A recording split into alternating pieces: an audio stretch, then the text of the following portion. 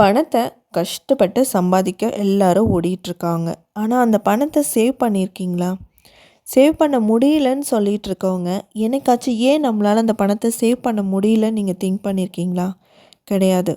நீங்கள் எந்த மாதிரி விஷயங்கள்லாம் பண்ணிகிட்ருக்கிறதுனால உங்களால் பணத்தை சேவ் பண்ண முடியலங்கிறத உங்கள் கூட நான் இன்றைக்கி ஷேர் பண்ணிக்க போகிறேன். அதுக்கு நீங்கள் இந்த வீடியோவை ஸ்கிப் பண்ணாமல் ஃபுல்லாக பாருங்கள். நம்ம சேனல் நீங்கள் இன்னும் இது வரைக்கும் சப்ஸ்கிரைப் பண்ணாமல் இருக்கிறீங்கன்னா சப்ஸ்கிரைப் பண்ணிக்கோங்க. பக்கத்தில் இருக்க பெல் ஐக்கானை கிளிக் பண்ணிக்கோங்க. மணி சேவிங்ஸ் ரிலேட்டடான வீடியோஸ் நம்ம சேனலில் அப்லோட் பண்ணிகிட்டே இருக்கிறோம். உங்களோட மொபைலுக்கு நோட்டிஃபிகேஷனாக வரும். உங்களாலையும் சீக்கிரமாக இந்த வீடியோஸில் என்னென்ன சொல்லியிருக்கோங்கிறத உங்களால் பார்க்க முடியும். இன்றைக்கி பணத்தை நீங்கள் சம்பாதிக்கிறீங்க, கஷ்டப்பட்டு சம்பாதிக்கிறீங்க. ஆனால் நீங்கள் சம்பாதிக்கிற பணம் எல்லாமே செலவுக்கே போயிடுது. உங்களால் ரூபா சேவ் பண்ண முடியல அப்படின்னா அது எல்லாமே முழுக்க முழுக்க உங்கள் மேலே இருக்கிற தப்பு மட்டும்தான். ஏன்னா நீங்கள் சில விஷயங்களை கண்டுக்கிறதே கிடையாது. சில விஷயங்களை கண்டுக்காமல் இருக்கிறதுனாலே உங்களுக்கு அதிகப்படியான செலவுகள் வருது. அது என்னங்கிறத ஃபஸ்ட்டு ஒன் பார்க்கலாமா? Bank charges.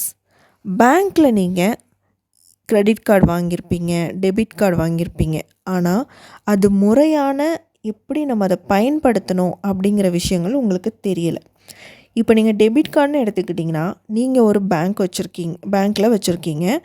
அந்த பேங்க்கில் உள்ள ஏடிஎம் கார்டில் போய் நீங்கள் அதை ஸ்வைப் பண்ணிங்கன்னா உங்களுக்கு சார்ஜஸ் இருக்காது. இதே நீங்கள் அதர் ஏடிஎம் பேங்க்கோட ஏடிஎம் அந்த பூத்தில் போய் நீங்கள் ஸ்வைப் பண்ணும்போது உங்களுக்கு அவங்க சார்ஜஸ் போடுவாங்க. அப்போ அந்த சார்ஜஸ்ஸுங்கிறது ஒரு 40 ரூபாங்கிறது உங்களுக்கு இன்றைக்கி சின்ன அமௌண்ட்டு. அது ஒவ்வொரு டைமும் நீங்கள் எங்கெங்கெல்லாம் போகும்போதெல்லாம் நீங்கள் இந்த மாதிரி அதர் பேங்க் ஏடிஎம் பிரான்ச்சில் எடுக்கிறீங்களோ அப்போ அதோடய சார்ஜஸ் 40 போகும்போது உங்களுக்கு அது ஒரு அமௌண்ட்டு. இந்த மாதிரி விஷயங்களை நீங்கள் என்ன பண்ணிடுறீங்க, லேசியாக இருந்துடுறீங்க. நெக்ஸ்ட்டு பார்த்திங்கன்னா கிரெடிட் கார்டில் நீங்கள் பர்ச்சேஸ் பண்ணியிருப்பீங்க, ஸ்வைப் பண்ணியிருப்பீங்க. ஏன்னா கிரெடிட் கார்டுங்கிறது நமக்கு ஒரு அத்தியாவசியம் சில பேருக்கு. அதாவது கரெக்டாக யூஸ் பண்ண வேண்டியவங்களுக்கு யூஸ் பண்ணால் அது கரெக்டாக இருக்கும். தெரியாதவங்க யூஸ் பண்ணும்போது அவங்க தான் போய் மாட்டிக்கிறாங்க. இப்போ நீங்கள் அந்த கார்டை நீங்கள் யூஸ் பண்ணும்போது அதுக்கான குறிப்பிட்ட டைம் டேட்குள்ளே நீங்கள் அந்த அமௌண்ட்டை கொடுத்துட்டிங்கன்னா உங்களுக்கு எக்ஸ்ட்ரா சார்ஜஸ் போட மாட்டாங்க, எக்ஸ்ட்ரா ஃபைன்ஸ் போட மாட்டாங்க. இதோட வட்டி விகிதம் அதிகமாக இருக்குது. அதை நீங்கள் கட்டுப்படுத்தலாம், அவாய்ட் பண்ண முடியும். இன்னொன்று லேட் பேமெண்ட். நீங்கள் லேட் பேமெண்ட் பண்ணும்போது உங்களால் அந்த எக்ஸ்ட்ரா சார்ஜஸ் ஃபைன்லேருந்து என்ன பண்ண முடியும், நீங்கள் அதை அவாய்ட் பண்ணிக்க முடியும். இப்போ இன்னொன்று பார்த்தீங்கன்னா, நீங்கள் சரியான ப்ராப்பர் டாக்குமெண்ட். இப்போ பைக்கில் போனால் ஹெல்மெட் போடணுங்கிறது உங்களுக்கு தெரியும். ஆனால் இங்கே தானே அப்படின்னு சொல்லிட்டு என்ன பண்ணிடுறீங்க, ஹெல்மெட் போடாமல் போயிடுறீங்க. இல்லை டிராஃபிக் போலீஸ் தெரியாமல் போகணுன்னு சைடாக மறைஞ்சு போகிறீங்க. ஆனால் அந்த ஹெல்மெட் போடாமல் போனால் நமக்கு தான் அது ஆபத்துன்னு தெரியும். இன்னொன்று போலீஸ் பிடிச்சிட்டாங்கன்னா நமக்கு ஃபைன் கட்டணும்னு தெரியும். இப்போ காரில் பார்த்திங்கன்னா சீட் பெல்ட் போடாமல் போகிறது, ப்ராப்பர் டாக்குமெண்ட் இல்லாமல் இருக்கிறது, இந்த மாதிரி விஷயங்கள்னால என்ன பண்ணுவோம், மாட்டிக்குவோம். அவங்களுக்கு ஃபைன் பே பண்ண மாதிரி ஆகிடும். இன்னொன்று டேக்ஸு. இப்போது நீங்கள் ஒரு வண்டி வாங்குறீங்க, ஸ்கூட்டியோ காரோ ஏதோ வாங்குறீங்க. அவங்க ப்ராசஸிங் சார்ஜு, அந்த சார்ஜ் இந்த சார்ஜுன்னு போடுவாங்க. இப்போ டெலிவரி சார்ஜுன்னு ஒன்று இருக்குது. அது எத்தனை பேருக்கு தெரியும்? டெலிவரி சார்ஜுங்கிறது நம்ம கொடுக்க வேண்டியது கிடையாது. ஏன்னா அவங்க ஷோரூமுக்கு அவங்களுக்கு வந்திருக்கிறதுனால அவங்க என்ன பண்ணுறாங்க, அவங்க தான் அதை பே பண்ணும். சில இடத்துல என்ன பண்ணுறாங்க, அந்த டெலிவரி சார்ஜை கூட நம்ம பில்லில் போட்டுறாங்க. நம்ம அந்த பொருள் வாங்க போகிற எக்ஸைட்மெண்ட்டில் அந்த விஷயங்களெல்லாம் நம்ம பார்க்குறதே கிடையாது. நீங்கள் ஒரு பொருள் வாங்க போகும்போது அந்த பில்லில் என்னென்ன சார்ஜஸ் போட்டிருக்காங்க, இதெல்லாம் ப்ராப்பராக நமக்கு கொடுக்க வேண்டியது தானா, எவ்வளோ ஜிஎஸ்டி போட்டிருக்காங்க, எவ்வளோ ரோட் டேக்ஸ் போட்டிருக்காங்க, இது எல்லாமே நீங்கள் என்ன பண்ணணும், அந்த உட்காரும் போது நீங்கள் அந்த பொருள் வாங்குறதுக்கு முன்னாடி இது எல்லாமே நீங்கள் ப்ராப்பராக செக் பண்ணிவிட்டு வாங்குங்க. ஏன்னா அவங்க நீங்கள் எப்போ ஏமாறுவீங்க, உங்கள் தலையில் எல்லாம் கட்டலான்னு தான் பார்ப்பாங்க. அந்த விஷயத்துலேருந்து நீங்கள் அவாய்ட் பண்ணணும். ஏன்னா அதில் ஒரு 1000 ரூபாய் நீங்கள் எக்ஸ்ட்ரா கட்டினாலும் அது உங்களுடைய தேவையில்லாத பணம் போகுது தானே. இந்த மாதிரி விஷயங்களை நீங்கள் அவாய்ட் பண்ணணும். அப்புறம் இந்த ரெகுலர் எக்ஸ்பென்ஸ் பார்த்திங்கன்னா, அந்த காஃபி, டீ இதெல்லாம் வெளியில் போகும்போது 1 or 2 டைம்ஸ் எப்போயாச்சும் குடிப்போம். எப்போயாச்சும் குடிக்கும் போது அது ரெகுலர் ஆகும். இன்றைக்கி ₹100 இன்றைக்கி நீங்கள் ஒருத்தவங்களுக்கு வாங்கி கொடுக்குற மாதிரி இருக்கும். நாளைக்கு அவங்க உங்களுக்கு வாங்கி கொடுப்பாங்க. திருப்பி நம்ம என்ன பண்ண வேண்டியும் அவங்களுக்கு அதே நமக்கு ஒரு பழக்கமாயிடும். இன்றைக்கி ஒரு நாளைக்கு ஒரு ₹50ன்னா ஒரு மாதத்துக்கு எவ்வளோதாகும், ஒரு வருஷத்துக்கு எவ்வளோதாகும். அப்போ சிறு துளி பெருவெள்ளங்கிறது சேவிங்ஸ்க்கு மட்டும் இல்லை, செலவுக்கு கூட தான். அந்த செலவுகளை சேர்த்து வச்சிங்கனாலே நீங்கள் ஓரளவுக்கு சேவ் பண்ண முடியும். இன்னொன்று, இம்பல்ஸ் பையிங். எமோஷ்னலாக பை பண்ணுறது ஆரம்பிக்கிறது. நமக்கு ஏதாவது ஒரு மன கஷ்டமாக இருக்கும்போது என்ன பண்ணுவோம், ஷாப்பிங் பண்ணணுன்னு தோணும். அந்த டைம் நம்ம அமேசான், ஃப்ளிப்கார்ட், மீஷோன்னு இந்த மாதிரி ஆப்லாம் ஓப்பன் பண்ணி பார்த்துட்ருப்போம். இல்லை நமக்கு ஒரு ஃப்ரீ டைம் கிடைக்கும் போது பார்த்துட்ருப்போம். அதில் ஏதாவது ஒரு ப்ராடக்ட்டு, கேஜெட்ஸ் நியூவாக வந்திருக்கும். அதை பார்த்தோன்னே நமக்கு ஆசையாக இருக்கும். சும்மா போனால் நமக்கு ஒரு ₹1000 செலவு வரும். இந்த மாதிரி விஷயங்கள்லாம் செலவு பண்ணும்போது நமக்கு அதில் மணி வேஸ்ட் ஆகுது. இன்னொன்று, சப்ஸ்கிரிப்ஷன் நிறையா விஷயங்களில் இப்போ டிவியை எடுத்துக்கிட்டிங்கன்னு பார்த்தீங்கன்னா, நம்ம பார்க்காத சேனல் கூட என்ன பண்ணியிருப்போம், சப்ஸ்கிரிப்ஷன் பண்ணி வச்சுருப்போம். அதுக்கு வேஸ்ட்டு மணி போயிட்டுருக்கும். இன்னொன்று, நெட்ஃப்ளிக்ஸ், அமேசான் ப்ரைமு இதெல்லாம் பார்த்திங்கன்னா, என்றைக்காச்சும் ஒரு நாள் அந்த படத்தை பார்க்க போகிறோம். அந்த ஒரு நாள் பார்க்க போகிற அந்த படத்துக்காக என்ன பண்ணியிருப்போம், சப்ஸ்கிரிப்ஷன் பண்ணியிருப்போம். இன்னொன்று, ஆட்டோ சப்ஸ்கிரிப்ஷன் பண்ணி வச்சிடும். பார்த்தாலும் பார்க்கலனாலும் என்ன ஆகிடும், நமக்கே தெரியாமல் மறந்துடுவோம். அது ஆட்டோமேட்டிக்காக என்ன ஆகிட்ருக்கோம், சப்ஸ்கிரிப்ஷன் ஆகிட்டே இருக்கிறோம். இந்த மாதிரி விஷயங்களெல்லாம் நம்ம அவாய்ட் பண்ணுறது நல்லது. ஸ்மார்ட் ஹோம் நிறையா நான் பார்த்துருக்கேன். எல்லாமே ரிமோட்லேயே என்ன பண்ணுறாங்க, இது பண்ணிடுறாங்க. ரிமோட்லேயே ஆப்ரேட் பண்ணுறது. டோர் ஓப்பன் பண்ணோன்னா ரிமோட்டு, இல்லை ஃபேனு, லைட்டு எல்லாமே உட்காந்த இடத்துலே பண்ணால் அப்போ நமக்கு என்னதான் மூமெண்ட் கிடைக்கும். அதெல்லாமே வேஸ்ட்டு. சப்போஸ் உங்களுக்கு ரிமோட் ஒர்க் ஆகலைன்னா நீங்கள் ஏஞ்சி போய் பண்ணி தானே ஆகணும்.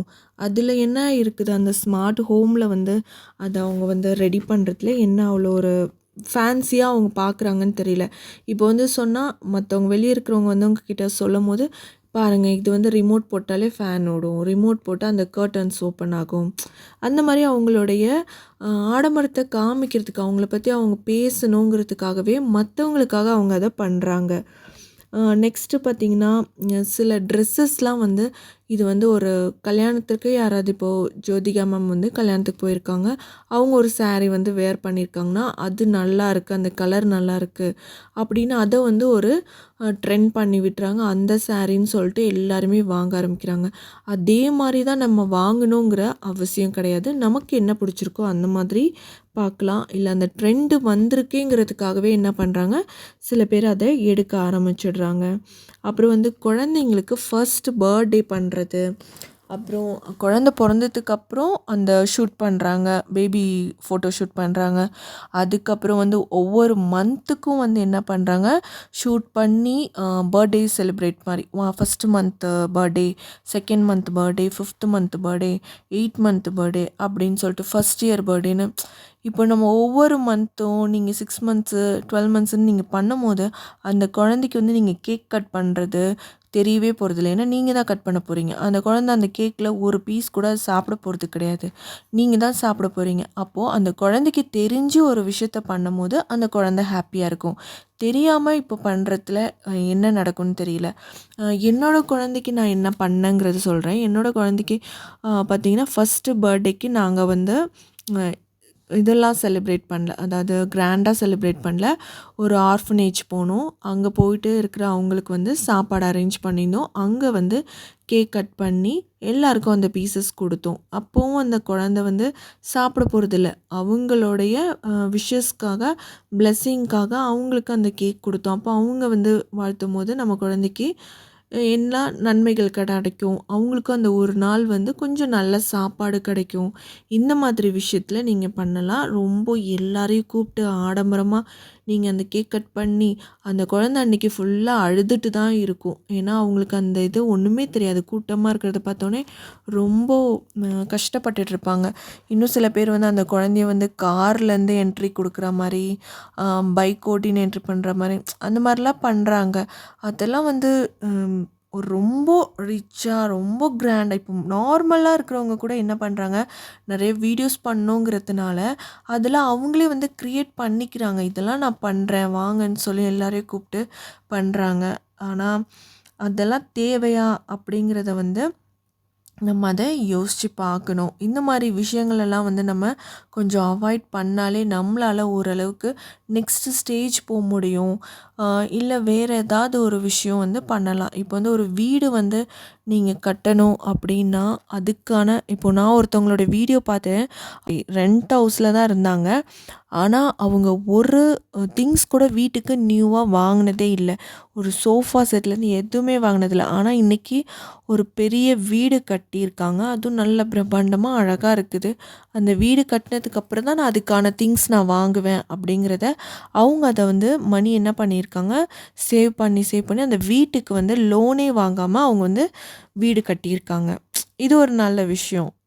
அந்த மாதிரி இன்னும் சில பேர் என்ன பண்ணுவாங்க, எனக்கு ஊர் வந்து வில்லேஜு, நான் வந்து இங்கே சென்னையில் ஒர்க் பண்ணுறேன், அதனால் வில்லேஜில் வந்து நான் ஒரு வீடு கட்டணும், நான் அங்கே போகும்போதெல்லாம் ஸ்டே பண்ணணும் அப்படின்னு சொல்லி அந்த மாதிரி பண்ணுறாங்க. அங்கே போய் அந்த மாதிரி லாக் பண்ணி இப்போ ஒரு வீடு கட்டி நீங்கள் அந்த ரெண்ட்டை விட்டு அதுலேருந்து உங்களுக்கு ஏதாவது ஒரு இன்கம் கிடைக்குதுன்னா ஓகே. அதை நீங்கள் லாக் பண்ணி வச்சு நீங்கள் எப்போயாச்சும் போகும்போது தூசி தட்டி அது வேஸ்ட்டுங்கிறபோது அந்த ஹோம் கட்டி நீங்கள் பிரயோஜனமே கிடையாது. இந்த மாதிரி விஷயங்களை அவாய்ட் பண்ணி நம்ம லைஃப்பில் நெக்ஸ்ட் லெவல் போகிறதுக்கு பார்க்கலாம். இந்த வீடியோ உங்களுக்கு பிடிச்சிருக்கும்னு நினைக்கிறேன். பிடிச்சிருந்ததுன்னா எனக்கு ஒரு மோட்டிவேட்டடாக நீங்கள் லைக் பண்ணுங்கள், மற்றவங்களுக்கும் ஷேர் பண்ணுங்கள். மறக்காமல் நம்ம சேனலை சப்ஸ்கிரைப் பண்ணிடுங்க.